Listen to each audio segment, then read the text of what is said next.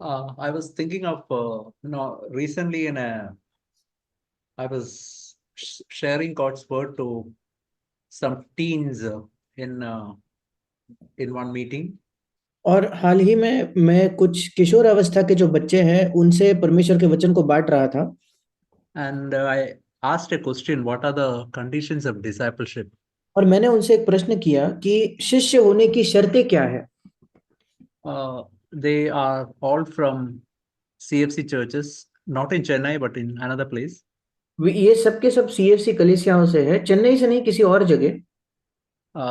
And they didn't know the answer. और वे उसका जवाब नहीं जानते थे। Actually, one boy said, humility, humility, humility. I mean, और एक लड़के ने कहा कि शिष्य होने की शर्त है नम्रता, नम्रता, नम्रता। yeah, humility is one main characteristic of a disciple, but that is not the three conditions of discipleship और शिष्य की in chapter 14.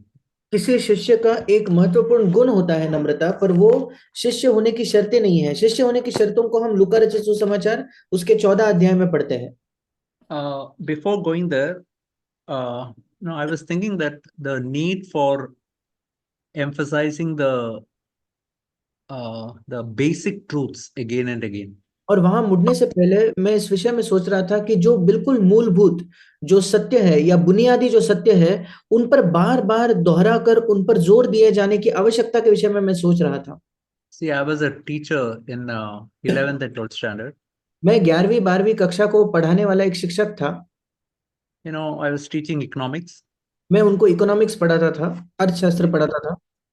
When I remember that, say, the basic laws when I was teaching the students, I had to repeat them in some of these laws I have to repeat almost 15, 20 times in different classes. और मुझे याद है जो बिल्कुल बुनियादी जो नियम होते थे उस विषय के, उन नियमों को लगभग मुझे अलग अलग बार 15 से 20 बार दोहराना पड़ता था। Only then it will get truly imprinted in the minds of these children. उसके बाद ही ये जो नियम थे वो बच्चों के मनों में बिल्कुल स्थिर हो जाते थे। See, for example, if I take the multiplication table, see, all the multiplication tables, even today I can tell by heart. If you ask what is 9 into 7 or 8 into 6 or whatever, I can tell very quickly because it is almost drilled into my head. उदाहरण के तौर पर जो गणित में हमारे पहाड़े होते हैं, जो टेबल्स होते हैं, आप अगर आज भी मुझसे पूछो तो ये सारी चीजें मुझे याद रहेंगी। क्यों? क्योंकि ये चीजें हमारे दिमाग के अंदर बिल्कुल डाल दी गई है। If imagine the teacher teaches one table one day, the second table another day, and if it does not repeat them, students will never learn things properly. अगर कोई शिक्षक एक दिन एक अंक का पहाड़ा सिखाए और फिर दूसरे दिन किसी और अंक का पहाड़ा सिखाए, ऐसा करके वो बच्चे कभी भी अच्छे से सीखेंगे नहीं। I remember the example given by C.S. Lewis. और मुझे याद है सीएस ल्यूइस ने एक उदाहरण दिया था। He said, when you are training a horse, if the horse is not jumping a particular fence, और उन्होंने कहा था कि जब किसी घोड़े को प्रशिक्षण दिया जाता है कि वो किसी दीवार पर कूद उसके ऊपर कूदे, now if he leaves it just like that, he's not a good trainer. और अगर वो नहीं कूद रहा और वो उसका जो प्रशिक्षक उसे वैसा ही छोड़ दे, उसी अवस्था में छोड़ दे, फिर वो एक अच्छा प्रशिक्षक नहीं है। Now, a good trainer will take it to that same fence which the horse refuses to jump, maybe 15th time, 20th time. एक अच्छा प्रशिक्षक उस घोड़े को बार बार उसी दीवार के पास ले जाएगा जिस दीवार को कूदने से वो मना कर रहा है, शायद 15 बार, शायद 20 बार। And not just occasionally jump the fence, but it should jump it uh, without any difficulty. Continuously, it should jump. और ये नहीं कि कभी कभार वो घोड़ा उसके दीवार के ऊपर से कूद सके, बल्कि नियमित तौर पर निरंतर वो उस पर कूद सकना चाहिए। That's why we have to, many times, we have to repeat what we have heard so many times. और इसी वजह से ये जरूरत है, ये आवश्यकता है कि हम उन चीजों को पुनः दोहराए जिनको जिनको हम कई कई बार सुन चुके हैं। See, first of all, I want to turn to John chapter 8, verse 31 and 32. सबसे पहले मैं मुड़ना चाहता हूँ यूहन्ना रचित सुसमाचार उसका 8वां अध्याय 31 और 32 वचन। It's written, Jesus therefore saying to those Jews who had believed in him, if you abide in my word, you are truly disciples of mine. You shall know the truth, and the truth shall set you free. तब यीशु ने उन यहूदियों से जिन्होंने उस पर विश्वास किया था कहा, यदि तुम मेरे वचन में बने रहोगे तो सचमुच मेरे चेले ठहरोगे, तुम सत्य को जानोगे और सत्य तुम्हें स्वतंत्र करेगा। So when are we truly disciples of Jesus?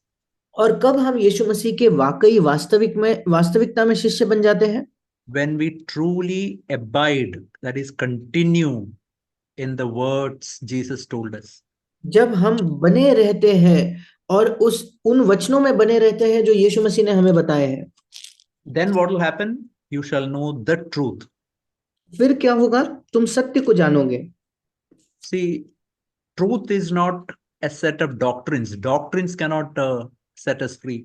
सत्य जो है वो सत्य का मतलब ये नहीं कि कुछ सिद्धांत, क्योंकि सिद्धांत जो है वो हमें छुड़ा नहीं सकते, स्वतंत्र नहीं कर सकते। The truth here refers to Jesus Christ himself.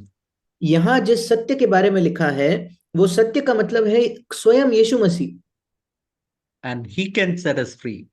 और वो ही हमें स्वतंत्र कर सकता है। We can see the same thing in verse 36. If the Son shall make you free, you shall be free indeed. इसी बात को हम 36 वचन में देखते हैं, इसलिए यदि पुत्र तुम्हें स्वतंत्र करेगा तो सचमुच तुम स्वतंत्र हो जाओगे। So it is Jesus who can really set us free. और यीशु मसीह है जो वाकई हमें छुड़ा सकता है, स्वतंत्र कर सकता है।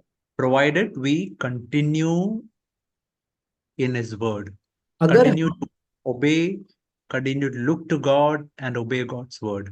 अगर हम उसके वचनों में बने रहते हैं, निरंतर परमेश्वर की ओर देखकर परमेश्वर के वचनों की आज्ञा मानते हैं, तो We see a thing in Acts chapter 11 verse 26. प्रेरितों के काम 11वां अध्याय उसके 26 वचन में हम एक बात को देखते हैं। Here we see that the last portion of that verse 26 प्रेरितों 11:26 उसका अंतिम भाग is written, the disciples were first called Christians in Antioch. वहां लिखा है, और चेले सबसे पहले अंतकिया ही में मसीही कहलाए। See, please remember, the disciples got the name Christians. कृपया इसे याद रखें कि जो चेले हैं, जो शिष्य हैं, उन्हीं को मसीही ये नाम मिला। See, but what is really happening today? पर आज क्या हो रहा है? First of all, Christians have to be born again today. मसीही लोगों को नया जन्म पाना चाहिए। These born again Christians have to be made disciples. ये जो नए जन्म पाए हुए मसीही हैं, इन्हें शिष्य बनना है। It has become completely the other way around now. मतलब आज के दिन में ये बिल्कुल उल्टा हो चुका है। So, what is the meaning of a disciple? एक शिष्य का क्या मतलब है? Disciple means a learner or a student. शिष्य का मतलब होता है एक सीखने वाला, एक विद्यार्थी। We can see in Luke chapter 6 verse 40. लूका रचित सुसमाचार 6वां अध्याय उसके 40 वचन में हम देखते हैं, Is written, a pupil is not above his teacher, but everyone after he has been fully trained will be like his teacher. वहां लिखा है, चेला अपने गुरु से बड़ा नहीं, परंतु जो कोई सिद्ध होगा वो अपने गुरु के समान होगा। See, what should happen to a student? A student has to be fully trained. Then he will become like the teacher. Teacher is Jesus Christ. और एक विद्यार्थी के लिए क्या आवश्यकता है कि वो अपने गुरु के समान पूर्ण तौर पर उसे प्रशिक्षित किया जाए। So we can say every day I have to go to the school of discipleship today. और हम ये कह सकते हैं कि प्रतिदिन मुझे उस शिष्य होने की स्कूल में हर दिन जाना है। And I should be trained, fully trained. और मुझे पूर्ण तौर पर प्रशिक्षण वहां पाना है। And then slowly I'll become more and more like Jesus Christ. That is my teacher. फिर धीरे धीरे मैं अपने गुरु के समान अर्थात यीशु मसीह के समान बन जाऊंगा। If that is not happening, अगर ये नहीं हो रहा तो just look at the previous verse, verse 39. It's written, a blind man cannot guide a blind man, can he? Will they not both fall into a pit? इसके पिछला वचन देखिए, अर्थात लूका 6 उसका 39 वचन, क्या अंधा अंधे को मार्ग बता सकता है? क्या दोनों गड्ढे में नहीं गिरेंगे? See, please remember, as fathers and mothers, I want to tell all of you who are listening, I'm telling myself, see, if I'm not getting fully trained and if I don't go to the school of discipleship, I'll become like this blind man who is trying to lead other blind people. मैं आप सब माताओं से, पिताओं से कहना चाहता हूं, मैं अपने आप से कहना चाहता हूं, अगर हम प्रतिदिन इस शिष्य होने के स्कूल में जाकर खुद प्रशिक्षित नहीं हो रहे, फिर मैं एक अंधे व्यक्ति के समान हूं जो दूसरों को मार्ग बता रहा है।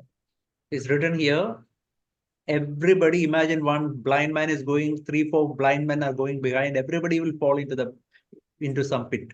और सोचकर देखिए, कोई अंधा दूसरे अंधों को अगर मार्ग बताए तो सबके सब गड्ढे में गिरेंगे। That's why it is so important for each of us that we are in the school of discipleship. इसी वजह से बहुत महत्वपूर्ण है हम में से प्रत्येक के लिए कि इस शिष्य होने के स्कूल में हम सब हो। Let's turn to now Luke chapter 14. अब आइए हम मुड़ेंगे लूका रचित सुसमाचार उसका 14 अध्याय। We can see here verse 25 onwards, a great multitude were going along with him. He turned to them and said these things. और 25 वचन में हम पढ़ते हैं, जब बड़ी भीड़ उसके साथ जा रही थी तो उसने पीछे मुड़कर उनसे कहा। The first thing is told them, the first condition of discipleship is written in verse 26. If anyone comes to me and does not hate his own father, mother, wife, children, brothers, sisters, yes, even his own life, he cannot be my disciple. 26 वचन में पहली बात जो उसने उनसे कही, या पहली शर्त शिष्य होने की, यदि कोई मेरे पास आए और अपने पिता और माता और पत्नी और बच्चों और भाइयों और बहनों वरन अपने प्राण को भी अप्रिय न जाने, तो वो मेरा चेला नहीं हो सकता। See, what is the meaning of hating? See, it's written hating father and mother. Hindi में लिखा है अप्रिय जानना, इंग्लिश में लिखा है नफरत करना या घृणा करना। फिर माता पिता से घृणा करने का क्या मतलब है? See, it is in comparison to Jesus Christ. इसका मतलब है कि अगर इसकी तुलना यीशु मसीह से की जाए तो that means my love toward Jesus Christ should be so much that in comparison to this love to Jesus Christ, I'm actually have to hate my father, mother, brother, sister, wife, children, etc. इसका मतलब यीशु मसीह के लिए मेरा प्रेम इतना ज्यादा होना चाहिए कि उसकी तुलना में मेरे पत्नी, मेरे बच्चे, मेरे माता पिता, भाई बहन, उनके लिए मेरा प्रेम मानो घृणा जैसा है। See, in short, it only says this: I have to love Jesus supremely, and other loves should be much below that. साधारण शब्दों में ये शर्त केवल यही कह रही है कि सर्वोच्च, सबसे ज्यादा मुझे यीशु मसीह से प्रेम करना है, बाकी सारे जो प्रेम है उससे बहुत ज्यादा कम होने चाहिए। I want to tell one important thing. See, before hating our father and mother, I want to tell everyone, even young people, children, and also adults, that the first thing that we have to learn is to honor our father and mother. और मैं सबसे कहना चाहता हूं, जवानों से और बाकी जो बड़े वृद्ध लोग हैं उनसे भी, कि अपने माता पिता का उनसे घृणा करना, उन्हें अप्रिय जानने से पहले हमें सीखना है अपने माता पिता का आदर करना। We have to remember what is written in Ephesians 6:1 and 2. It's written, honor your father and mother. Two things are written, that it may go well with you, that you may live long on the earth. हमें इफिसियों की पत्री 6 अध्याय उसके पहले 2 वचन याद रखने हैं कि हे बालकों, प्रभु में अपने माता पिता के आज्ञाकारी बने रहो। उसमें 2 बातें लिखी गई है कि ये हमारे साथ भला होगा और हम बहुत दिन जीवित रहेंगे, क्योंकि ये पहली प्रतिज्ञा है। Please remember, if we dishonor our parents, dishonor our father and mother, in whichever way, through our attitude or speech or whatever, I want to tell you, it will not go well with us and we won't live long on the earth. In other words, God will cut short our life. मैं आपसे कहना चाहता हूं कि अगर हम अपने माता पिता का अनादर करते हैं, चाहे वो हमारे रवैये में हो, चाहे वो हमारे शब्दों में या बातचीत में हो, हम इस पृथ्वी पर ज्यादा दिन नहीं जिएंगे। दूसरे शब्दों में परमेश्वर हमारे जीवन को बीच में ही काट देगा। And also, it will not go well with us. उसी के साथ साथ हमारे साथ बिल्कुल सही सब चीजें अच्छी नहीं होगी। See, I want to really tell every one of us, including, say, I've got a mother-in-law. Just like I honor my mother, father, I have to honor my mother-in-law also. उदाहरण के तौर पर अगर मेरी सास है, बिल्कुल जैसे मुझे अपने माता पिता का आदर करना है, मुझे अपने सास का भी आदर करना है। See, we can see many examples of uh, this hating father and mother, etc. Even the Old Testament. पुराने नियम में भी अपने माता पिता से उन्हें अप्रिय जानना, उनसे घृणा करना, इसके कई उदाहरण हम देखते हैं। We can see one example in Abraham. God called him to leave his father, mother, relatives, and go to the land which God called him, and he obeyed that. He left his relatives and he went to the land to which God has called him.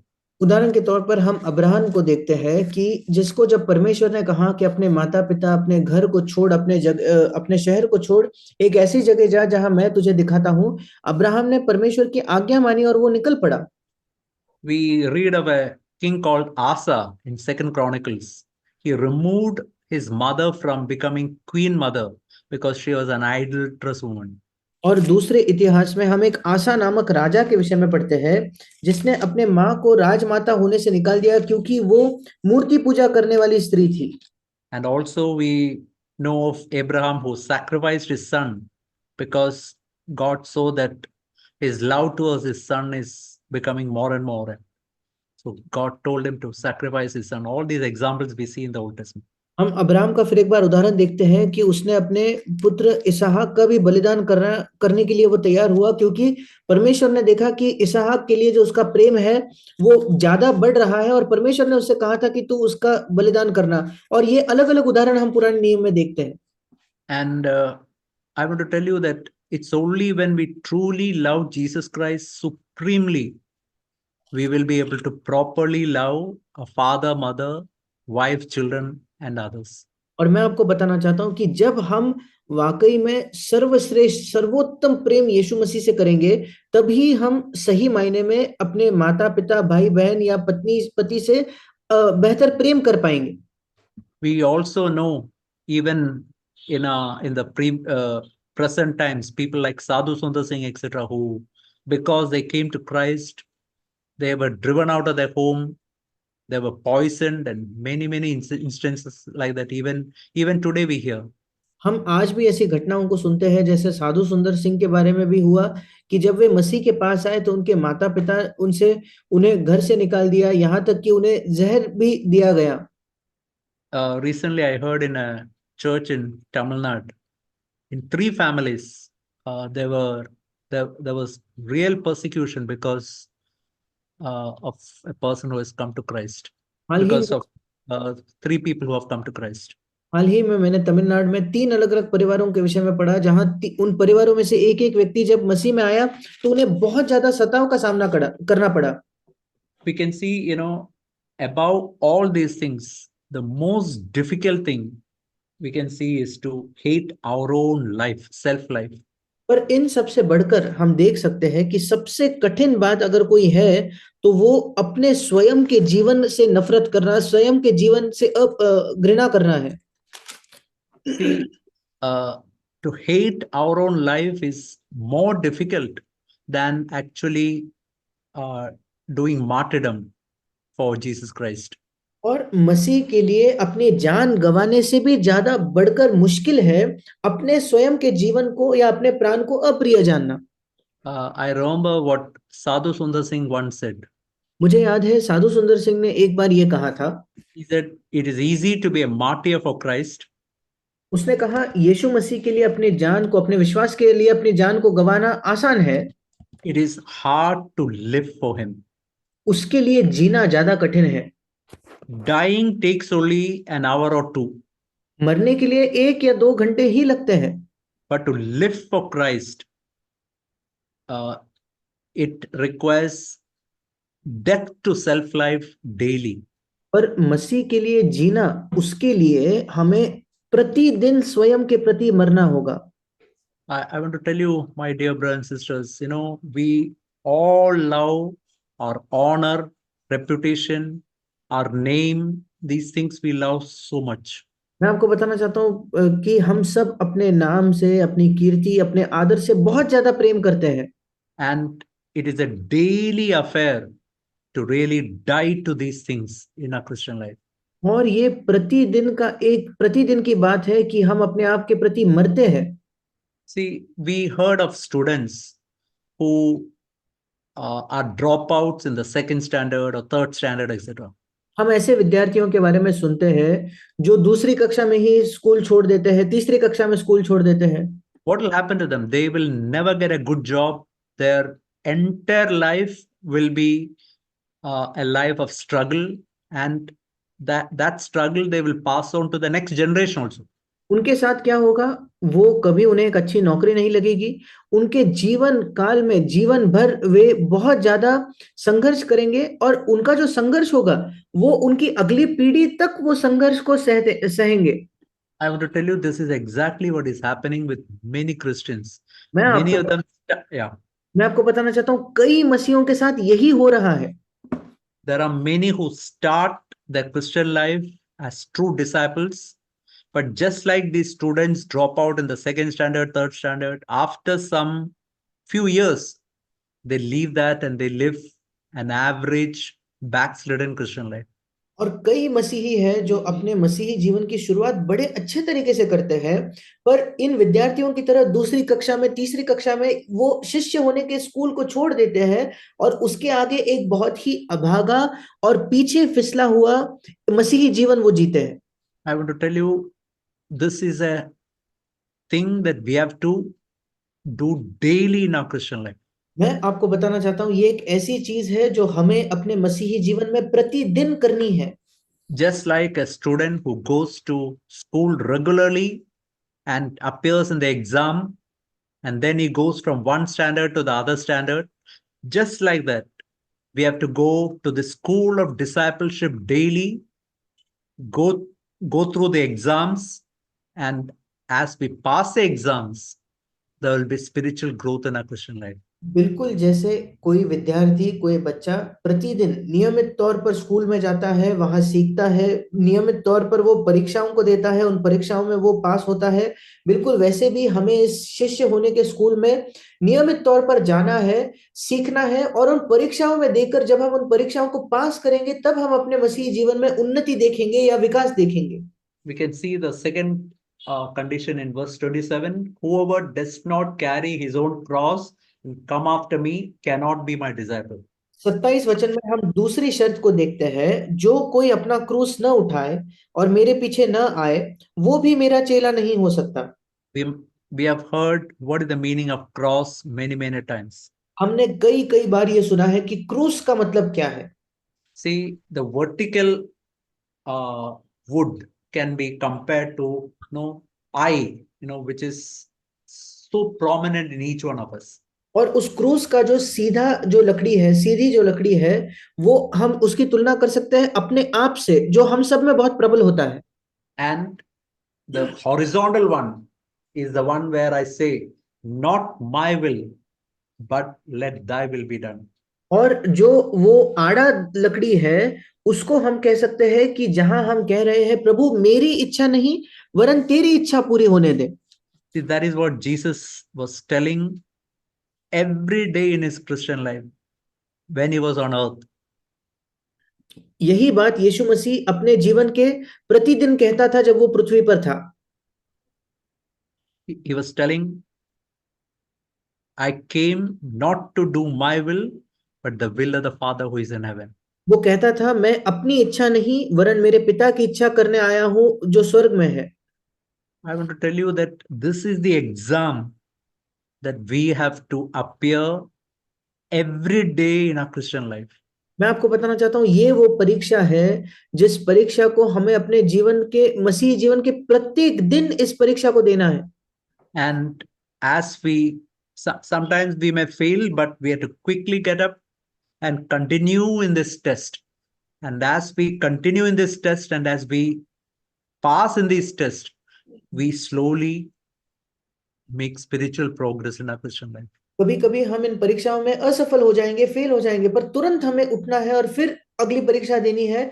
जैसे जैसे हम इन परीक्षाओं में पास होंगे, वैसे वैसे हम आत्मिक उन्नति करेंगे। I want to show you this verse. We all know that. 2 Corinthians 4 verse 10 and 11.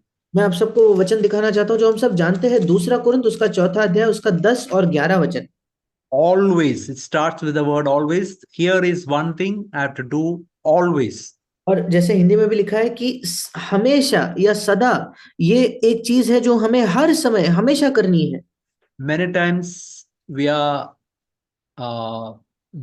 we take reading of Bible, prayer very strictly. We try to do it every day. कई बार बाइबल पढ़ना हुआ या प्रार्थना करना हुआ, इसको बड़े प्रतिदिन हम करने की बहुत कोशिश करते हैं। That is a wonderful habit. ये एक बहुत अच्छी आदत है। But say, for example, some 300, 400 years ago, they never had Bible.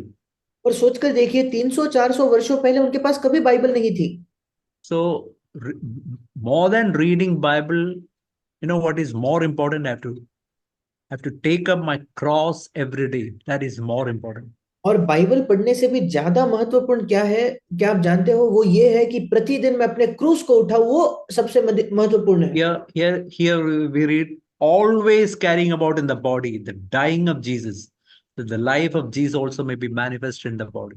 यहाँ हम पढ़ते हैं कि हम यीशु की मृत्यु को अपनी देह में हर समय लिए फिरते हैं कि यीशु का जीवन भी हमारी देह में प्रकट हो।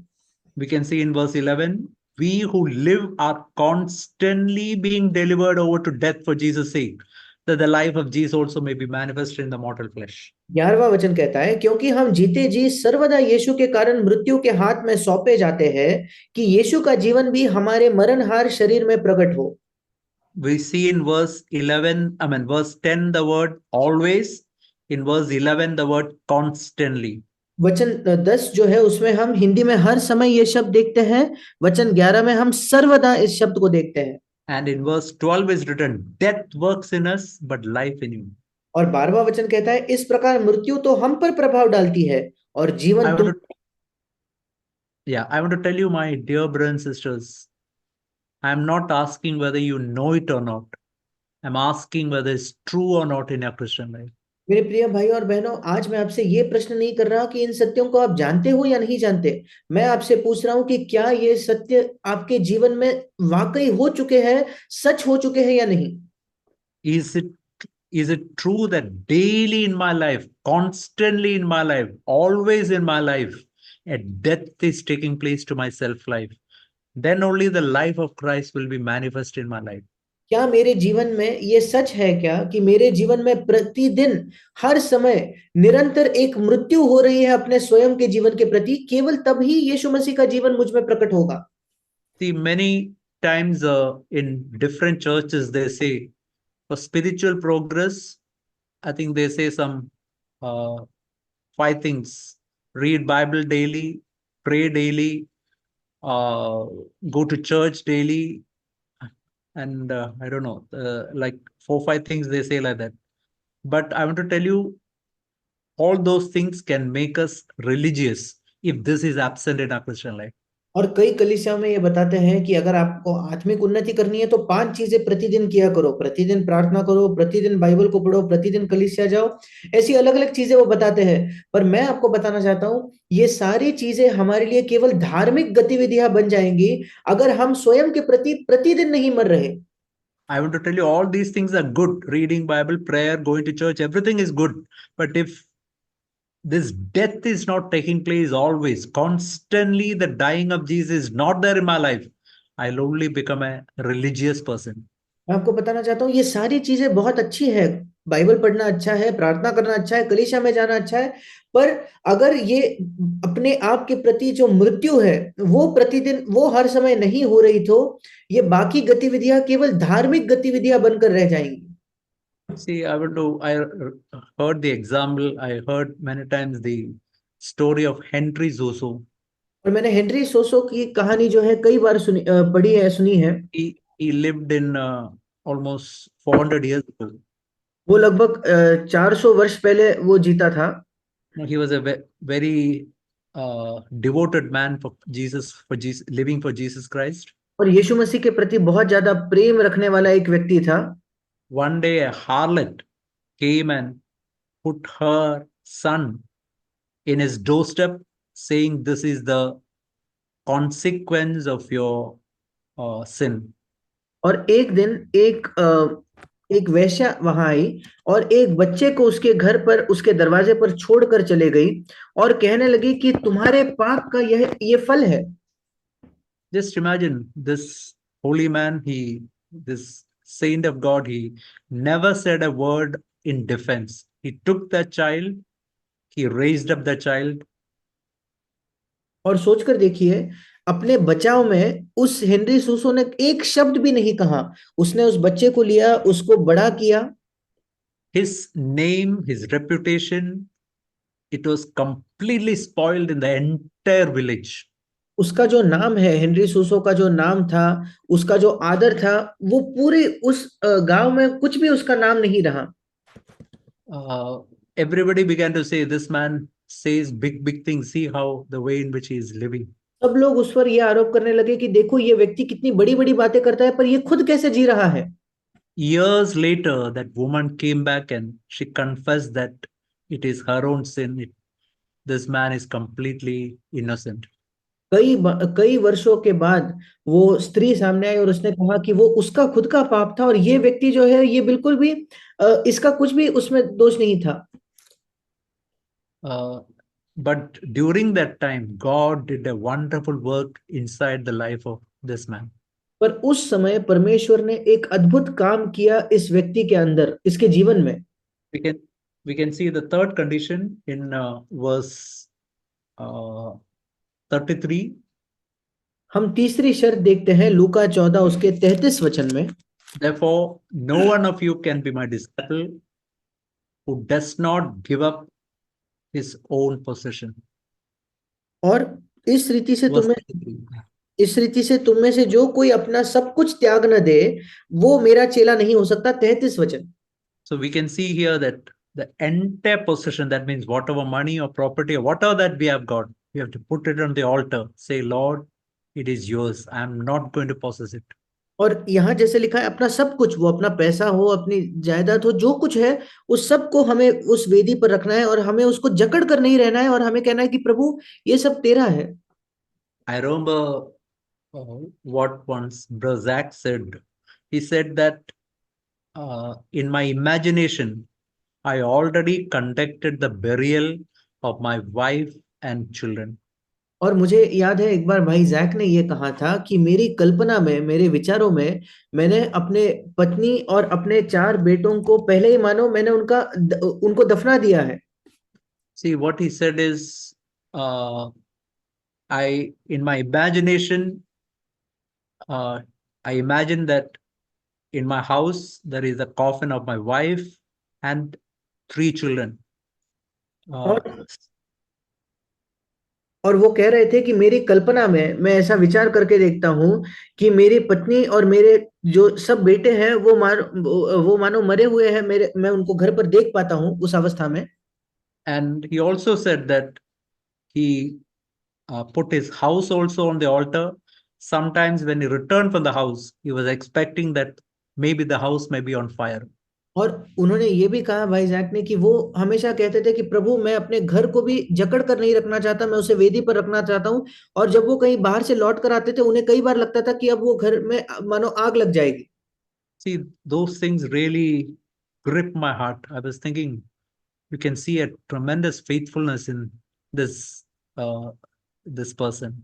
और इन चीजों ने मेरे हृदय को बहुत ज्यादा जकड़ लिया कि इस व्यक्ति में हम एक बहुत ज्यादा विश्वास योग्यता को देख पाते हैं। This is the meaning of becoming a true disciple for Christ. मसीह के लिए एक सच्चे शिष्य बनने का यही मतलब है। We can see after from verse 28 onward, Jesus said 2 examples. लूका 14 उसके 28 वचन से आगे हम देखते हैं यीशु मसीह ने 2 उदाहरण दिए। First, he said that which of you, when he wants to build a tower, does not first sit down and calculate the cost to see if he has got enough to complete it. Otherwise, when he has laid the foundation and not able to finish, all who observe it begin to ridicule him. This man began to build but not able to finish. Verse 28 वचन 28 to 30.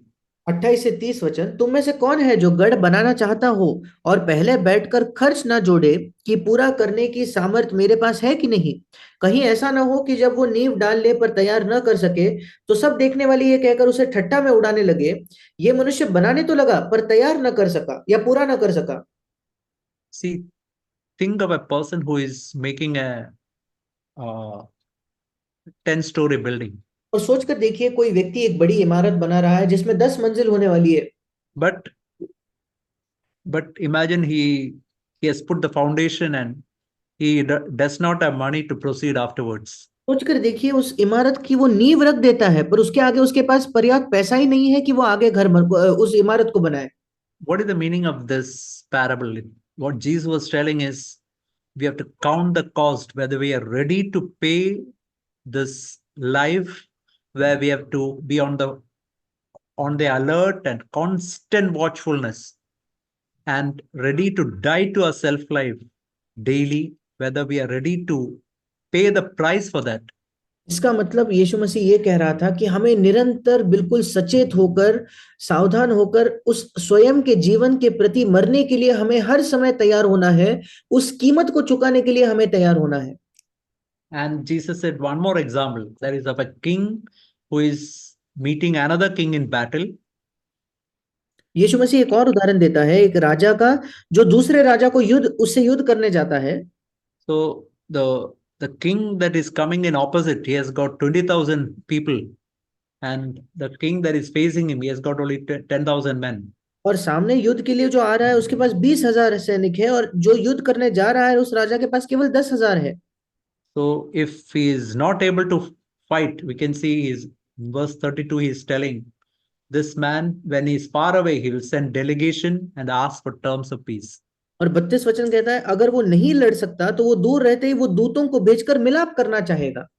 In both examples, what Jesus is telling is we have to count the cost. We are ready for a life of constant watchfulness, alertness, and ready to pay this price of death to self-life. दोनों उदाहरण में यीशु मसीह कहता है निरंतर एक तैयार होने का एक जीवन हमें जीना है, और यीशु के लिए तैयार होकर उस जीवन को हमें जीना है।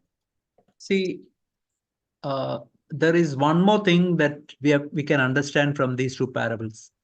एक और चीज इन दो दृष्टांतों से हम समझ सकते हैं। We can say that, just imagine in the case of a tower, a financial company is ready to pay the entire money for this tower. Then this man will be able to construct such a tower. पहला जो दृष्टांत था, जब वो घर बनाना चाहता है या बड़ी इमारत बनाना चाहता है, सोचकर देखिए, अगर कोई ऐसी संस्था है जो उसे पूरा पैसा देने के लिए तैयार है, वो पैसा देने के लिए अगर तैयार हो, फिर वो उस बड़ी इमारत को बना सकता है। See, what I have to remember is I don't have even money to put a small tent. But if somebody is ready to finance me, an extremely rich person is ready to finance me, then I'll be able to complete it. मुझे ये याद रखना है कि एक तंबू खड़ा करने तक का मेरे पास पैसा नहीं है, पर अगर एक बहुत अमीर व्यक्ति तैयार हो जाएगा मुझे पैसा देने के लिए, फिर मैं एक बहुत बड़ी इमारत बना सकता हूँ। If you look into the history of Israel and Judah, you can see that in the entire history, every time Israel and Judah were in the minority, but because God was on their side, God could give them victory. Israel और यहूदा के इतिहास में हम बार बार देखते हैं कि हर एक बार वे कम संख्या थी उनके सेना में, पर क्योंकि परमेश्वर उनके साथ होता था, परमेश्वर उन्हें विजय देता था। So that is what we have to understand. We are not capable of fulfilling these three conditions of discipleship. और हमें यह समझने की आवश्यकता है कि शिष्य होने की इन 3 शर्तों को हम अपने आप से पूरा नहीं कर सकते। But what God is expecting us is to look to Him constantly. परमेश्वर हमसे यह अपेक्षा करता है कि हम निरंतर उसकी ओर देखें। Just like a rich man finances me, I have to constantly look at him.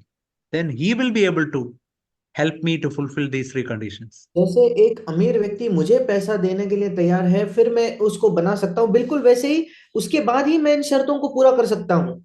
We can see in verse 34 and 35 another parable. हम 34 और उसके अगले वचन में एक और दृष्टांत को देखते हैं। We can see that salt is good, but if salt has become tasteless, what it will be seasoned. It's useless either for soil or for manure pile. It is thrown out, and he who has an ear, let him hear. नमक तो अच्छा है, लूका 14 उसका 34 और 35 वचन। नमक तो अच्छा है, परंतु यदि नमक का स्वाद बिगड़ जाए तो वो किस वस्तु के से नमकीन किया जाएगा? वो तो वो न तो भूमि के और न खाद के लिए काम में आता है। उसे तो लोग बाहर फेंक देते हैं। जिसके सुनने के कान हो वो सुन ले। See, we know that if the salt has lost its taste, it's useless. Salt is an extremely useful thing. It can make things tasty. It is a preservative.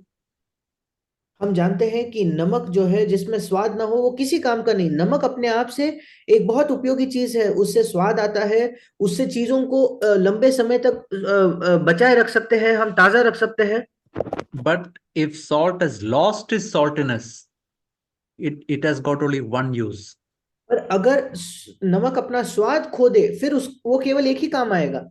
It cannot even be put as a fertilizer. You have to throw it to the road where people are going to trample on it.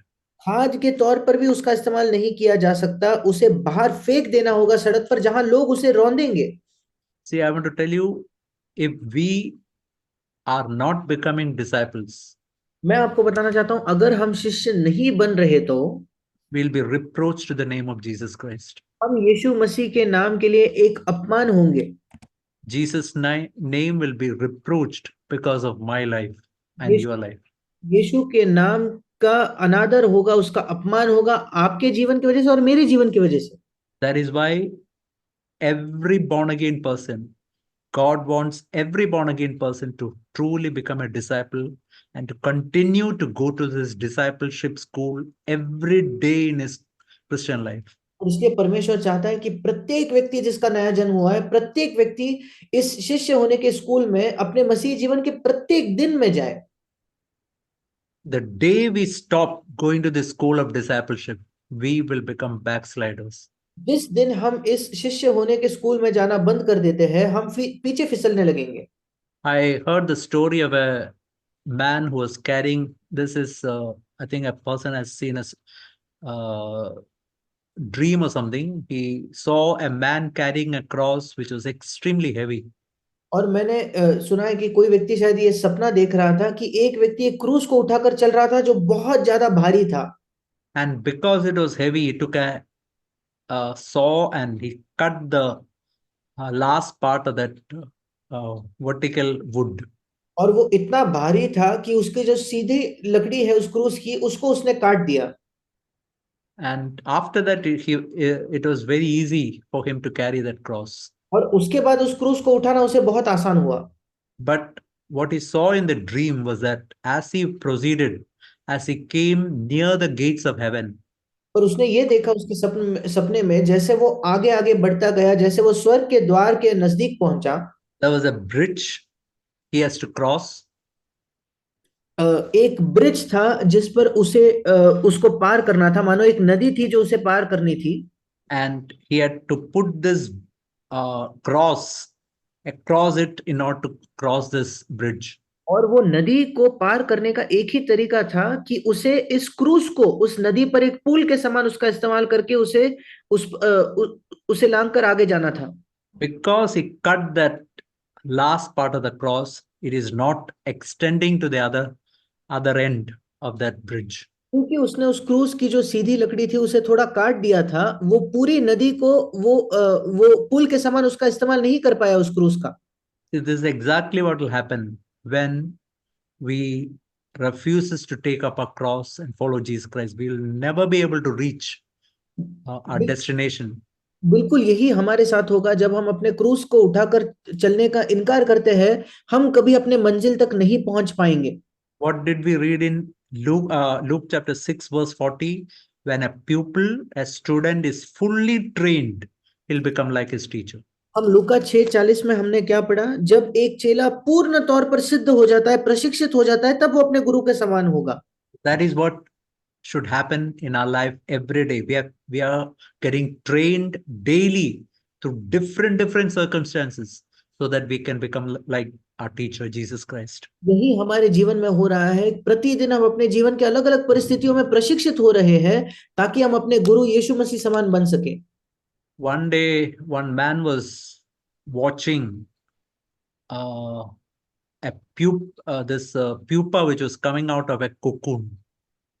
और एक दिन एक व्यक्ति उस वो जो कीड़े के अंदर से वो जो एक तितली निकलती है उसे वो देख रहा था। That is becoming a butterfly, and he was forcing its way out of that what I think that is called that cocoon, I think.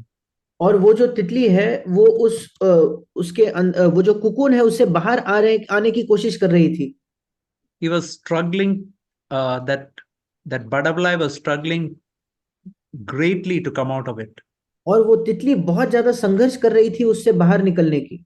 Now what he did, he took a sharp blade and slowly cut that outward part of it. और उस व्यक्ति ने ये किया कि उसने एक blade को लेकर उस कुकुन के बाहर के हिस्से को उसने काट दिया। What happened is that butterfly could come out very easily, but it could not fly.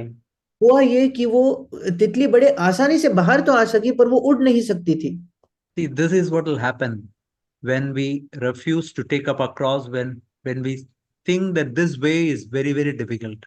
यही हमारे साथ होगा जब हम अपने क्रूस को उठाने का इनकार करते हैं और हम कहते हैं कि ये मार्ग बहुत ज्यादा कठिन है। But actually, the fact is that it is through this that we become people who can really fly in Christian life. और असलियत ये है कि इसी के द्वारा हम ऐसे मसीह बनेंगे जो अपने मसीह जीवन में उड़ पाएंगे। Sadhu Sundar Singh said like this. He said, if you take a pomegranate, the outward covering is very bitter, but what is inside is extremely tasty and healthy. और साधु सुंदर सिंह ने ये कहा था, अगर आप एक अनार को लोगे और उसका छिलका खाओगे तो वो बहुत ज्यादा कड़वा होता है, पर उसके अंदर वो बिल्कुल मीठा होता है। Just like that, the way of the cross, when we go through that, it is bitter, but as we go through that, by the power of the Holy Spirit, our Christian life will become healthy and truly sweet. बिल्कुल वैसे ही हमारा मसीह जीवन बाहरी तौर पर बहुत कठिन है और वो मानो कड़वा मालूम होता है, पर जब हम अपने क्रूस को उठाकर उससे जाते हैं तो हमारा मसीह जीवन बहुत ज्यादा मीठा हो जाएगा। It is devil who says Christian life is hard, the way of the cross is hard. Actually, even though it is hard, even by the power of the Holy Spirit, when we go through this way, our Christian life truly becomes sweet and so wonderful. और वो शैतान है जो निरंतर हमें कहता है कि मसीह जीवन कठिन है, क्रूस का जीवन कठिन है, पर जब हम वाकई इस निरंतर इस क्रूस के मार्ग पर चलते हैं तो हमारा मसीह जीवन बहुत मीठा हो जाएगा। That is why Holy Spirit has come inside us as a helper to help us to go this way. बिल्कुल वैसे ही पवित्र आत्मा इसी वजह से आया है, हमारा सहायक होने के लिए, ताकि इस मार्ग पर वो हमारी सहायता करे। If we try to do it in our strength, then it is really difficult. But the most wonderful thing is there is a wonderful helper. Third person of Trinity has come inside us as a helper to help us go this way. अगर हम अपने सामर्थ्य से करने की कोशिश करेंगे तो वाकई बहुत ज्यादा कठिन है, पर त्रिएक परमेश्वर का तीसरा व्यक्ति अर्थात पवित्र आत्मा आया है हमारा सहायक होने के लिए, ताकि वो हमारी सहायता करे इस मार्ग पर। So let us go this way. This is the thing that can really change our Christian life. आइए हम इस मार्ग पर चले, ये ऐसी बात है जो हमारे मसीह जीवन को वाकई पूर्ण तौर पर बदल देगा। What we have to remember is we have to live in constant fellowship with Jesus Christ. हमें ये याद रखना है कि यीशु मसीह के साथ निरंतर संगति में हमें जीना है। And that is the thing that gives us power to go the way of the cross. और यही चीज है जो हमें सामर्थ देती है कि हम उस क्रूस के मार्ग पर जाएं। Brazak, I remember Brazak telling like this, there are two things that make a Christian life a life of power and strength. मैंने सुना है कि भाई जैक कहते थे कि दो चीजें हैं जो हमारे मसीह जीवन को एक सामर्थ का जीवन बना देते हैं। One is continuous baptism of the Holy Spirit. एक है निरंतर पवित्र आत्मा से भरना, Second, continuous going the way of the cross. और दूसरा निरंतर क्रूस के मार्ग पर चलना। Then we'll be people of power and strength in our Christian life. तब हम अपने मसीही जीवन में सामर्थ के लोग बनेंगे। May God help us. परमेश्वर हमारी सहायता करे।